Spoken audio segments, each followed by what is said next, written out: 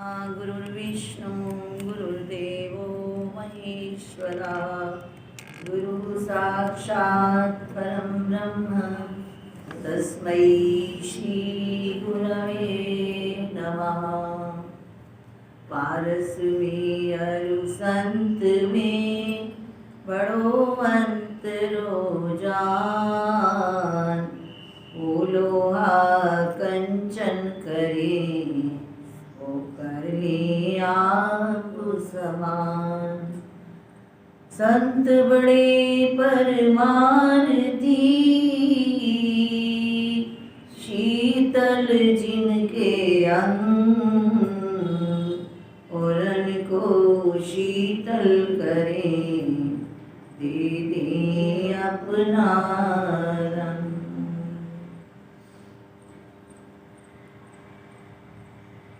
श्री रामेश्वर महादेव के चरणों में, श्री श्रीगिरी माँ जी के चरणों में, जिनकी कृपा से हमें श्री कैलाश आश्रम के पूर्वाचार्यों, श्री कैलाश आश्रम के एकादश पीठाधीश्वर, वर्तमान श्री कैलाश आश्रम के परम श्रद्धेय श्री द्वादश पीठाधीश्वर एवं बुध मंगलमय संत समाजू, जो जग जंगम तीर्थ राजू, जंगम तीर्थराज, इन संतों के दर्शन हो रहे हैं। सबके चरणों में हम सबका कोटिशा नमन। तो प्रसंग चल रहा है ज्ञान के साधन। बहुत ही अच्छा एक पर एक प्रवचन जब संत देते हैं तो बहुत ही सुंदर लगता है। मुझे तो कुछ आता नहीं, फिर भी अमानित्वम, इस पर कल हो चुका था। अदम्भित्वम, जैसे हम नहीं है वैसा दिखावा करना। भाष्यकार ने कहा स्वधर्म प्रकटीकरणम दम्भित्वम, प्रकटीकरणम दम्भित्वम, इसका अभाव अदम्भित्वम। सुबह हम सुन ही चुके हैं, तो हमें ऐसा नहीं करना। जैसे हैं बाहर भी वैसा ही होना चाहिए आचरण। दिखावा करने से कुछ नहीं होगा। परमात्मा सर्वज्ञ है।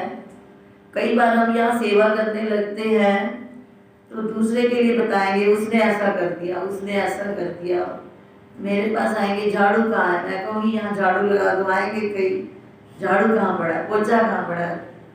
तो मुझे लगता है कि मैं इतनी देर में तो खुद ही कर ही दूँ, परंतु नहीं, ऐसा पूछना नहीं चाहिए। आपके घर में जैसे आप पूछते नहीं हो, यहाँ देखो कहीं लाइट जल रही है, उसको बंद करो, फिर पूछेंगे इसका स्विच कहाँ है, इसका थोड़ा है तो सही। आश्रम में अटपटा कहीं कहीं हमारे बख्शी भैया बड़ी मेहनत कर रहे हैं, पर नंबर भी लिखते हैं, पर हम ध्यान नहीं देते, बस पढ़े और भाग गए। नहीं, ऐसा नहीं करना। तो दिखावा नहीं करके, कई ऐसे भक्त हैं जो चुपचाप सेवा ही कर रहे होते हैं बिना बताए भी, परंतु कई ऐसे हैं जो हर चीज पूछते रहेंगे। तो ये भी मेरे ख्याल दम्भ में ही आएगा, परंतु हमें आगे बढ़ना है। आगे अहिंसा, अहिंसना, मन वाणी कर्म से किसी को पीड़ा ना देना, मन से भी किसी का बुरा ना सोचना, वाणी से कटु ना कहना, और कर्म से तो सब जानते ही हो।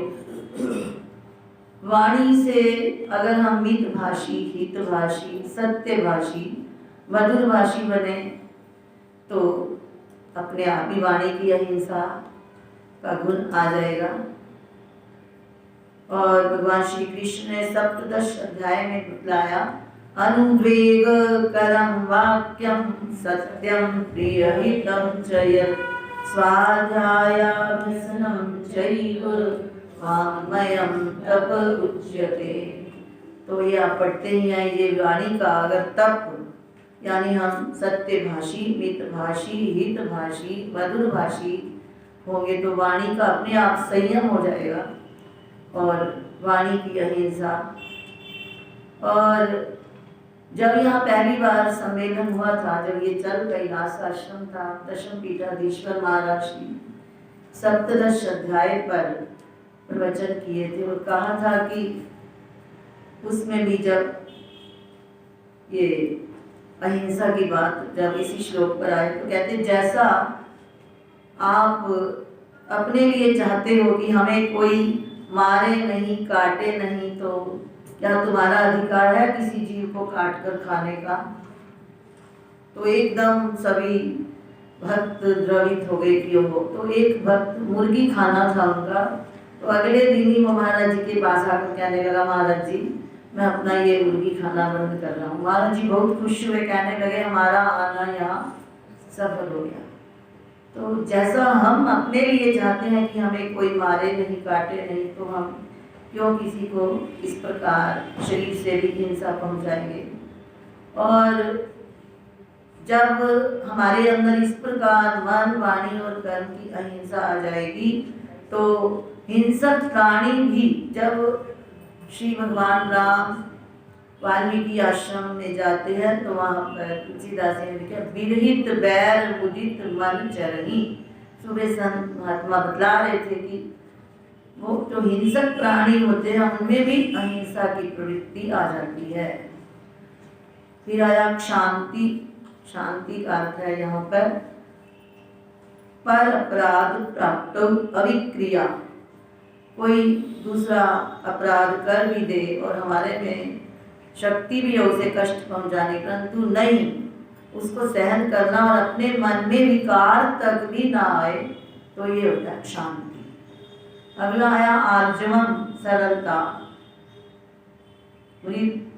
आर्जवम विजुभाव अवक्रत्वम, किसी प्रकार का टेढ़ापन ना हो, सीधापन, जैसी बात हो वैसी कहना। कोई गलती हो गई तो बतला दो हमारे से ऐसा हो गया। अगर उसको फिर हम उस गलती को छिपाने के लिए कई प्रकार के और झूठ बोलते जाएंगे तो ऐसे पाप और बढ़ता जाएगा। जैसे अभी अभी हम सुन रहे थे कि अर्जुन को ही भगवान ने उपदेश किया क्योंकि वो आर्जव गुण से संपन्न है। भगवान राम का हमने अभी रामचरितमानस में पढ़ा कि जब उन्होंने फुलवाड़ी में सीता जी को देखा और कहने लगे कि रघुवंशियों का तो यह स्वभाव है कि उनका मन कभी परिस्थिति पर जाता ही नहीं, तो लक्ष्मण जी से बात की उन्होंने कि इसमें कोई रहस्य है।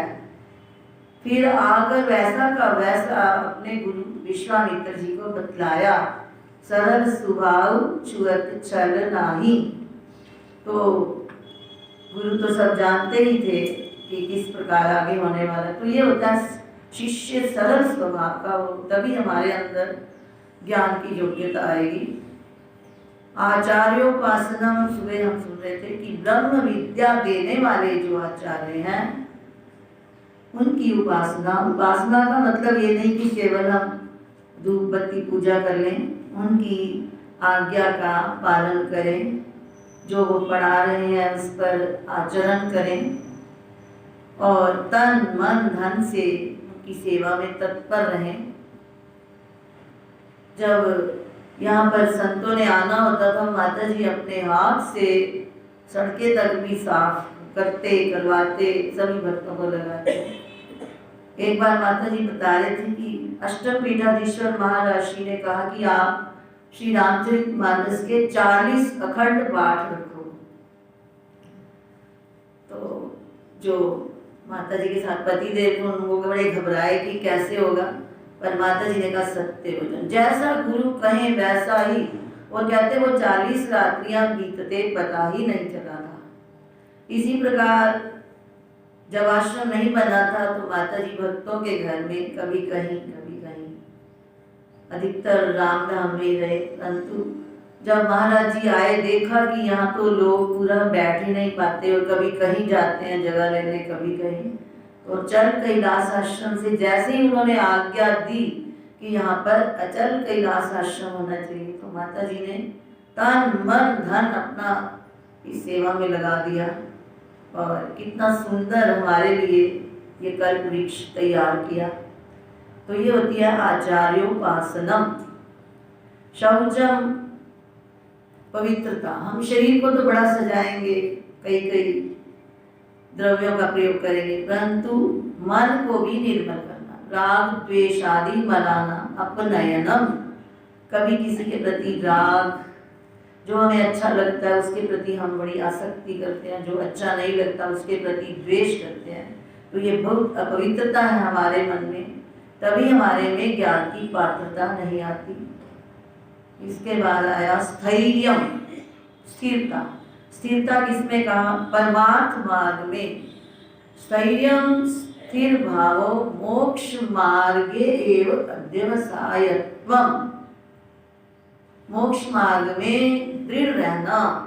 चाहे कोई आपको कुछ कहता है आश्रम जाकर क्या करते हो, क्या पढ़ते हो, टाइम वेस्ट करते हो, ऐसी ऐसी बातें बड़ी सुनने को मिलेगी, परंतु अपने दिव्य ध्येय की ओर हम दृढ़ता से लगे रहें। रे भाई जो गुरु वचन में डट गए, कट गए फंद चौरासी से। रे भाई जो गुरु वचन में डट गए, कट गए फंद चौरासी से। कट गए फंद चौरासी पहुँचे घर अविनाशी के। भाई जो गुरु वचन में डट गए, कट गए फंद चौरासी के। इश्क़ किया सारे असार, इश्क़ किया सारे असार। उनकी प्रीति रहे एक सारे, उनकी प्रीति रहे एक सार।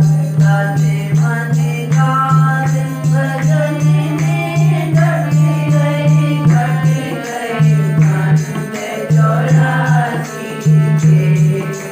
भाई जो गुरु वचन में डट गए, कट गए फंद चौरासी के। भाई जो गुरु वचन में डट गए, कट गए फंद चौरासी के।